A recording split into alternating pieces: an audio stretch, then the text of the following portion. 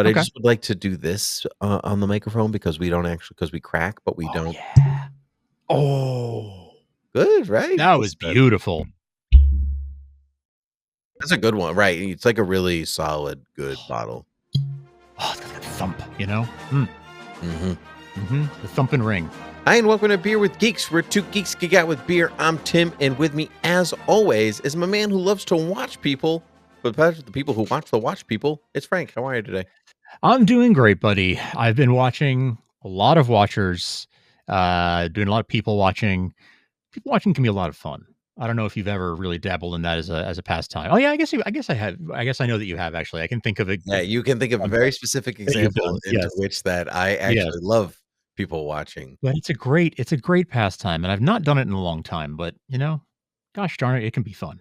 I feel like I need to explain the example that It's a good story. both had in our head because it sounds creepy if I don't do this. I guess that's true. Yeah, I could leave it up to the people's imagination and just never reveal what happens.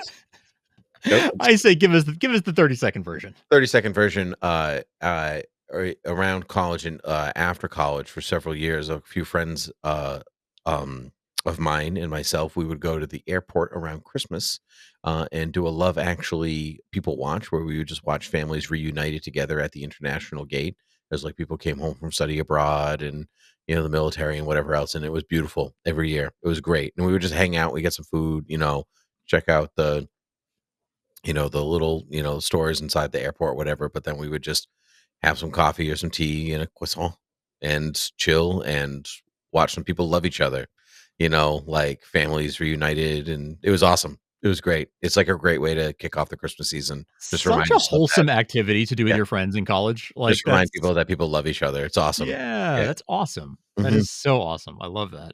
Yep. Yeah, that's exactly what I was thinking of. Love that you guys did that. Yeah, we did for a long time, actually. Really, I mean, like, one of the only reasons, like, we don't live none of us live in the same state anymore, and so like it's harder to gather. Yeah, hilariously, we could gather at the airport, but it's not. What are you gonna do? That is kind of a funny idea of everyone flying in to hang out at the airport. Yeah, right? You don't have to go anywhere. The airport's got a lot of stuff. It's true. It's great. Yeah. What are you drinking for today's episode? I'm drinking one that I've actually been kind of excited to pull out. It is from Rek-Lis Brewing Company, and it is their now that's what I call Munich Helles Lager. Not now that's what I call music. It's for those listening and not watching. Awesome. It is a parody. The label is a parody of the Now That's What I Call Music CD covers. Volume 43, featuring these people I've definitely never heard of before because it's volume 43. Right, exactly. But it is from Rek-Lis Brewing. Rek-Lis is spelled Reklis. It's their Helles Lager. It's a 5.3 ABV. So it's a Pilsner. It is their Helles Lager that uses Vienna malt and Hallertauer Mittelfrüh, which I guess is a Mittelfrüh to you too. Yes, yeah. Bless you. Yes, I guess that's the what's the word I'm looking for? I don't know. The malt. Mittel vegetable. Oh, we got the hops and the malt. Yeah. So, yeah. Very good. Really good. I bought it pretty much because I love the label. Yeah, but it's a very good. Turns out it's a very good lager. Excellent. I am drinking something. I don't know if it's over 500 episodes. I've definitely had this type of drink before on the show. I'm drinking a Mead. Oh yeah, you definitely have, but not in a while. No, because a good friend of mine came over and brought some, and there was some left over, so I saved it for the show. This is a Dansk Mjød. It is from Denmark. Nice. It's from Denmark. Dansk, I guess that makes sense. Yeah. It is based on a recipe from about the year 1700, according to the bottle. Wow. Viking Blod. Oh. Yeah, Blod. A Nordic honey wine with dried hibiscus and ginger added. It is a 19% ABV. Woo! Yeah, so, you only Yeah, drink a mead, small mead. I amount. mean, mead like wine comes in much higher, Correct. right? Exactly. Um, Because it and basically so is wine. I want to read the back, though, because I do find it fascinating. When drinking mead, you are drinking 5,000 years of preserved history. Mead is one of the few things that allows us to get in touch with a time when life was lived on nature's terms. Our products are based upon a recipe from about the year 1700. The ingredients are pure and 100% natural, guaranteed free from additives. Honey is the major and most important ingredient in the recipe, free from gluten and lactose. Nice. Yeah. It's very good. I do recommend, but you can serve it chilled as an aperitif, room Sure. temperature as a dessert wine, or you could warm it up as a honey mulled wine. Oh, I sure. was gonna do the warming, but I didn't have time. So I'm settled. So mine, I guess, is the aperitif because it was in the fridge. Sure. Um, but I Okay. just would like to do this on the microphone because we don't actually because we crack, but we Oh don't. yeah. Oh, Good, right? that That's was good. beautiful. That's a good one, right? It's like a really solid, good bottle. Oh, it's got like a thump, you know? Mm. Hmm. Mm-hmm. The That's thumping very good. ring. Truthfully, it's a little sweet for my tastes. Like really, like Yeah. actually, just in large quantities, small Sure. quantities, yes, um, but I Yeah. kind of Mead in general is tends to be pretty sweet. So yeah, I'm I like, cool. I'm going to be I get awake it. for a while, right? That's like, Right. but Right. not Yeah. because of the alcohol, but because of the The sugar that sugar. is like Yeah. now flowing through my veins. Right. Yeah. Exactly. um. It it it is. It reminds me that my wife and I went to a meadery a couple times that had like a tasting room. Mm, Um. I have I also forget. done that with the people Yeah. I used to go to the airport with. Hilariously, Nice. yeah. I don't remember if this was in Massachusetts or in maybe it was in Maine. I'm gonna see if I can. I'm gonna text her and see if she can remind me before the end of the show here. Oh, mine was in New Hampshire.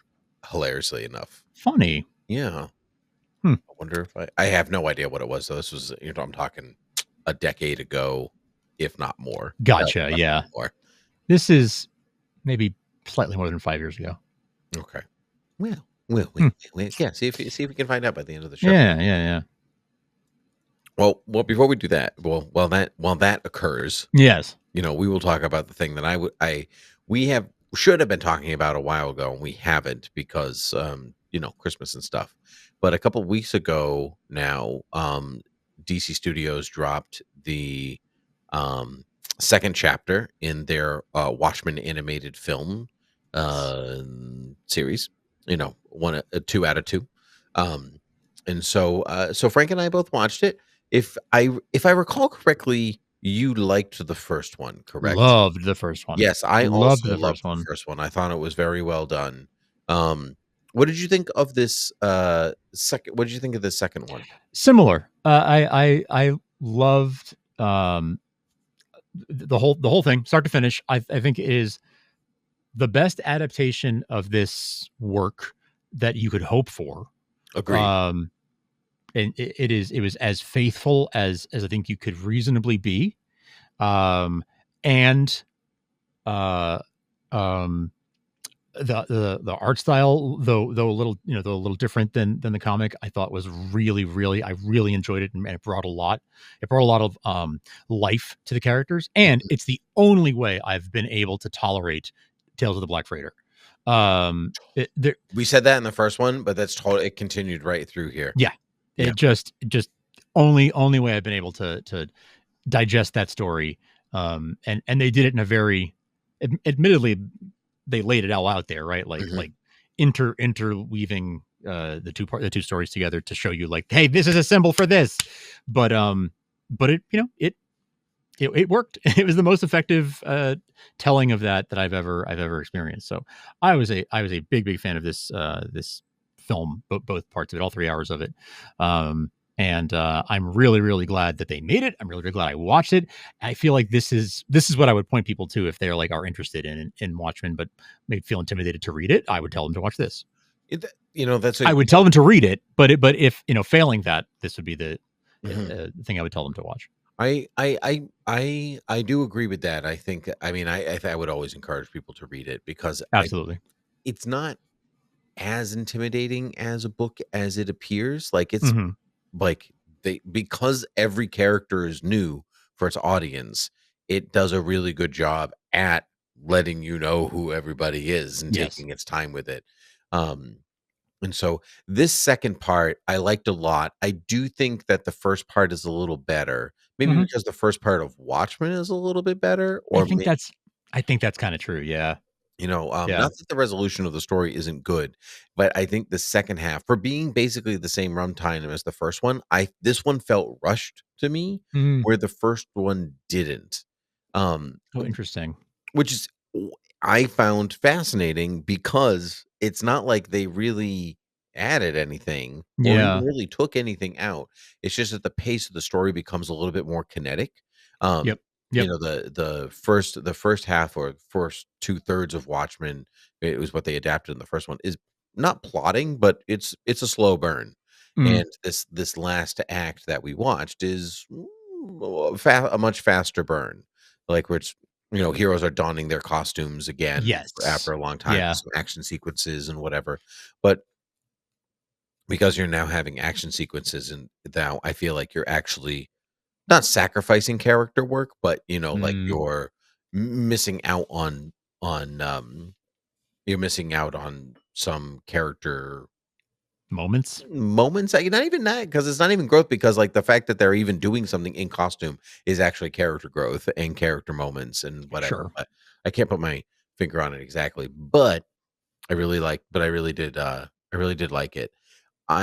For years, I don't know how you feel about this, but for years I preferred Zack Snyder's version of making Dr. Manhattan the bad guy, or like Ah. not really the bad guy, but Yeah, I know, yeah. like pretending that he was the one, or for like, like framing him for being the one to destroy Manhattan.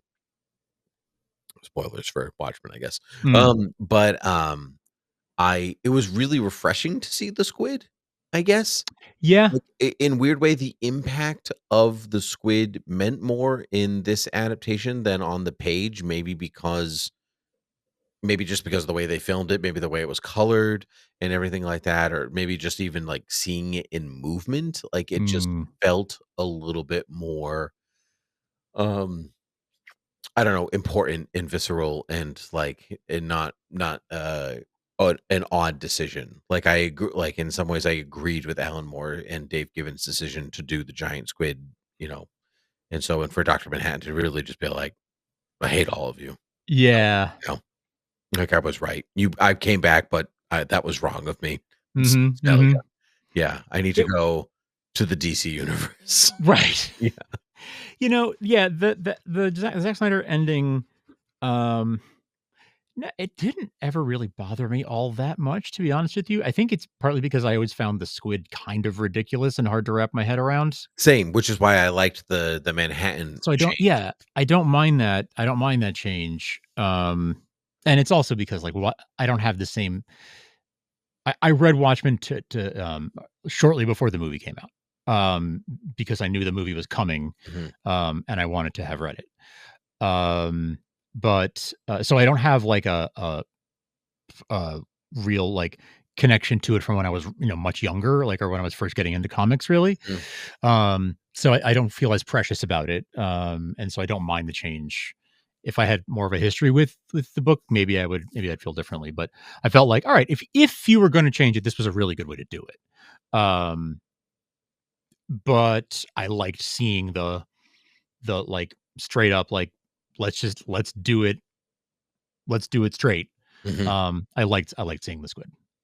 What I loved about the second half of this adaptation that I think, it the live action film kinda missed the beat on, is that there's what we talked about, the action sequences, but, like, they're not stylized, here. Yeah, They're right. really straightforward, like, some punches, some kicks, some this and whatever, but kinda like Hmm. in a more realistic style, Yeah, than Snyder's film, but mostly their confrontation with, Ozymandias at the end, like, it's just a conversation. it is. Yeah, As we've talked about so many times, time after time. Yes. best superhero stories are the ones where they're just talking, Yep. like, you Yep. don't need to destroy anything.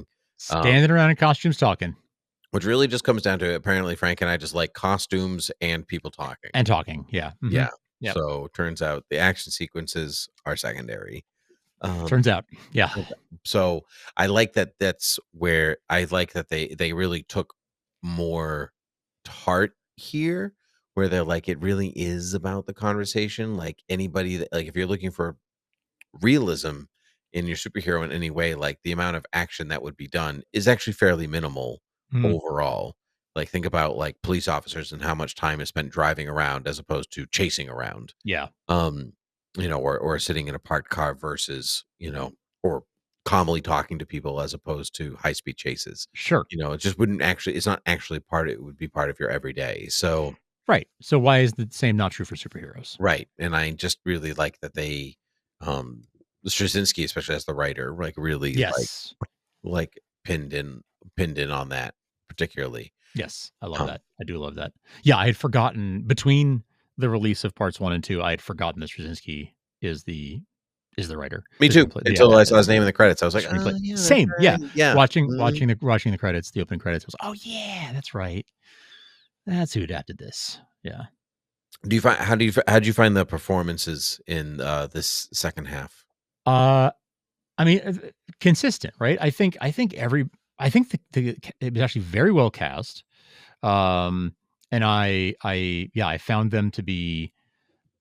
I found them to be consistent, but did feel like Night Owl was bringing it a little bit more in part two than he did in part one. I agree, And but I partly think that that's maybe part that's of because Dan's Dan just character has arc, right? yeah Yeah. Dan is more down in part Mhm. one, and part two is when his things are starting to come together for him Yep. Yeah. I with think Laurie anyway. mhm. I think, truthfully, I think Laurie was really the standout for me, Yes, and I it was think for the entire film, like arguably, both yes. parts. Yeah. Yeah. Yeah. I think she had the most layered performance in her voice through the course of the thing, but she's the one that arguably undergoes the biggest shifts because Yeah. she has some pretty big revelations that she undergoes that are personal um as opposed to story revelations. Right. Like so like if every character's on a quest and as superheroes their quest is to save the world, right? I think I've talked about this before, right? Like the different Sure. parts of the quest, I'm pretty sure. So, but I want to go through it if this is your first time listening. Yeah, Second of time, course. third time you missed that episode. Every So like episode is somebody's first episode. right. So like if basically every story is a quest narrative. And so you have your main character, the quester, and you have what their quest is, um, and why they're going on their quest, the challenges that they partake in on their quest to get to the end. But then at the end, whether they achieve it or not is fine, but it's what they discover about themselves makes the real story. Yes. And so like for Lori, her quest is to like save the world, right? Eventually she gets there to like claim her identity for herself.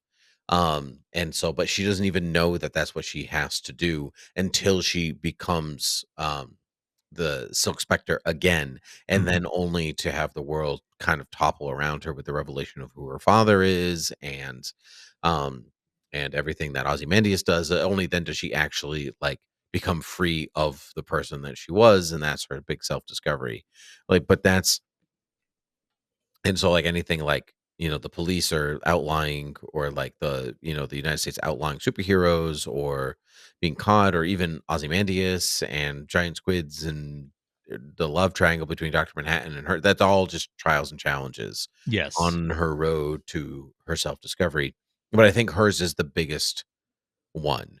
And I think that gets I found it really clear here, and I don't find it as clear. It's been a while since I've read Watchmen, but I actually didn't find it as clear in the novel, in the comic as I do here, and it's definitely not as good in the live action movie. So I found like a real good care was taken for this character who deserved more, and I was really I was really taken with that with all of it. Yeah. I think that's right. I think that's right. I think that she yes, I think that Straczynski did a really good job of laying out her story much more cohesively, Mhm. and took you on that like sort of journey with her, on that quest with her, in a way that I don't know that the source material does. And yeah, I agree. I don't think Snyder did that either. No, I think it's there in the material, obviously, because this is a really good adaptation of the material, but for whatever reason, it gets jumbled in with I don't know if it's because it just gets jumbled in and kind of thrown together at the end, like, and maybe because she doesn't state her self-discovery in the same way. I think it is because of that. She doesn't really have any. She doesn't have like a monologue or anything where she sort of like uh, uh ties it up, or Mhm. wraps it up, right? Whereas like a lot of the other characters do. Certainly, Adrian does. Um, Do you have your copy of Watchmen handy, by any chance? yes, I do. If because I was thinking that, like, because she says at the end, like, as they're like in their new identities, leaving her mom's condo and whatever, and she's like, oh, maybe I'll like come up with a new identity, like a new superhero identity with a new Sure. costume and whatever, and that all felt fresh to me. That none of that rung a bell from reading the book, and that's like to me, that's really part of the self discovery, and um that's what really worked for me. That makes sense. I do see. I mean, I'm looking at Mhm. the last couple pages here, and I do see Dan and Lori walking away from her mom's house, where the whole like don't wait too long to have children. I'm an old woman. That's Yep, yep, they yep. did that. Mhm. Well, that's pretty painless, huh? Maybe that wasn't such a bad idea of your mother's. Again, they had cut that. Mhm. Children, forget it. Not yet. You were talking about adventuring, and I'm not staying home changing diapers. Night Owl and Silk Spectre. Sounds neat. Silk Spectre's too girly, you know? Plus, I want a better costume that protects me. Maybe something leather with a mask over my face. Ah, Maybe I ought to carry a gun. so That is it's yep, pretty close it's to verbatim, if not pretty close to actually. verbatim, yeah. I don't know, maybe it gets lost on the maybe it's just because I haven't read it in a while, It's but been a while, right? Yeah. mhm, Yeah. yeah. I wanna I give I had more of forgotten the credit. how direct like them with their blonde secret Me identities. I had forgotten just how perfectly that is ripped yep. right out of the page, because I also haven't read it in maybe not 10 years, but close. Mhm. Um, so yeah, there's a lot that I forgot, and actually flipping through it now, I'm like, yeah, wow, it is like even more accurate than I remembered. It's And I amazing already how felt much that of it way. actually has stayed in my brain, like, watching it and be like, "Wow, that's the panel. Wow, that's the panel. Wow, that's the panel." And, like, I couldn't tell you the last time I read it, really. I think I had definitely started maybe around the time that chapter 1 came out. Um, I definitely had gone back, but I hadn't continued because I'm still trying to read weekly comics, baby, and, Sure. let's Yeah, yeah, go back yeah. to stuff you've read a couple of times when you barely have time to read the new stuff that's coming out. Yes. Yeah, Yeah, exactly. Exactly. You only got so much time, right? right, Yeah. right. I just found flipping through this. I'm so glad you asked me to pull out my copy of Watchmen, Mm. because flipping through it, smack dab in the middle of the book, I found my ticket stub from seeing the Snyder Cool. movie in 2009. IMAX, 3:15 PM. Yeah. Wow, look at you. Friday, March 13th. Friday the 13th, 3/13/09. Cool. Yeah, I didn't remember that I had done that. I love that I did that. So, yeah. I was like, "Oh, is that a bookmark?" No, really. That's Yeah. very fun. I Yeah. recently found, in, a pocket, actually, the tickets to the first movie that my wife and I went to. It was our 3rd Mm, date, and I found those tickets, that's in my pocket. awesome. Yeah, and I was like, "Wow, I really should clear my pockets out more, I guess." Right. But now, Yeah. like, put those somewhere, keep those somewhere Valentine's Day special. gift, baby, and Valentine's Day, there you go. say that on the air because I know she doesn't listen to this. So, I could say lots of things that I know will never get back to her. There you go. She hears me talk enough, she doesn't need to hear me talk to you. Yeah, same. I think Mhm. my wife feels similar. Like, listen, I listen to you chat about this stuff all day. Let's go talk to your friend for a minute, okay? Yeah, I'll see you later, hon. All right, love you. Now, I do have a question. Hmm. So, James Gunn has said Mm. that all animation, video games, TV, and movies are all part of the wider DC universe. Sure. Correct? Right? He did, yes. So does that mean that we're looking at a Superman Dooms like a DC Universe Doomsday Clock like thing eventually, whether it's animated or not? It leaves the door open. It It certainly certainly leaves the does. door open to it. Mhm. You know, it absolutely does.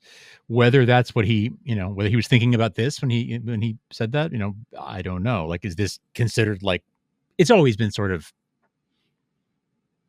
its own sort It's of its own thing. its Yeah. own thing, its own timeline, its own reality Until Doomsday Clock. until Yeah. yes, exactly. So like with that one exception, it's always been considered that. So I wouldn't be surprised if they choose to keep it that way. I wouldn't be surprised if they choose to keep it that way and then change their minds and do Doomsday Clock, Yeah. or something inspired by it. So Yeah. that would be really cool. I think that'd be super cool if there was like a live action um, uh, take on it, or a TV series or something like that. And if they would use the same cast Mhm. to 'Cause the that's degree it. that Yeah, they like, right, could. yeah, people who play them in animation play them in live action and vice That's versa. that's what he So, said. Yep. yep. That would be And cool if they could make that happen to some degree. yeah, I think I maybe it's somewhere in the back of brains, like somewhere like vaguely down the line, somewhere eventually. It's hard to say because we know the Justice League doesn't exist in this new coming DC universe. Like that's not Yet. explicitly said, right? But Yet. I also don't think I don't think it's going to No, happen anytime I soon. actually do agree with you. Yeah, yeah. Yeah, I think, I think they're gonna make us wait for it. which honestly, I'm fine with. I You, am too. I you, am too. I you can have to see cleanse the last one away so much that I it's true. forgot that it exists. It's true. Um, yeah, you have to put that in. That has to be in the rear view. People have to sort of have forgotten about it. But also, like, you don't want to look too much like you're going straight for the Marvel playbook and like building up to the phase one sort of Right. climax. You don't want to be seen as doing that. So maybe they look in a different direction. No, I like I don't know. this. I don't know. I'm a bit I think I'm gonna like this. It's like Star Wars. Like it's all in the same universe, but it's not necessarily everything doesn't have to link to every other Right. particular thing. Right. You know, Yes. There can be Skeleton other Crew doesn't stories in have the to link to the Mandalorian. They're their own things. They just correct. exist in the same Star Wars universe. Yes. Yeah. But I don't need to see the characters cross over. Right. Honestly, Right. just like comics. That's how comics work, Yeah. right? Yeah, it's Swamp true. Thing can do its own thing while Superman is doing his own thing, and they don't have to talk to each other. Right. Yeah, Right. they're just And both there. I yeah. And like you can have it where it's like Superman and Green Lantern are having different things going on in their separate books, but then like in the Justice League title, they are together or doing Right. whatever. Because like a different story at a different time, right? Yeah, Like right. that's Most stories take place over a couple of hours, if not a couple of days. right. Like, even though it takes 6 months or whatever to get that story completed in a Mm-hmm. comic, Mm-hmm. most of the time it's like, well, that was a really long day. Yes. Yeah. So, like, they have the time, you know? Mm-hmm. Mm-hmm. So, I'll let them have the time. But Yeah, But exactly. Frank, I'm glad that we both enjoyed Watchmen Chapter 2. Yeah. So much fun. If you wanted to hear our part one review, I'll put a link in the show notes. That was back in episode 507 last September. So you can check that out. Beerwithgeeks.com/507. That's also where you can go to get our all the show notes, but you can find links to subscribe to us in any podcast app that you like. You can find the links to contact us at places like beerwithgeeks@gmail.com. And you can, of course, click through to Patreon to help support us, help us to keep making the show. And that's patreon.com/thoughtbubbleaudio. Frank, a pleasure to chat with you as always. So until next time, cheers. Yeah.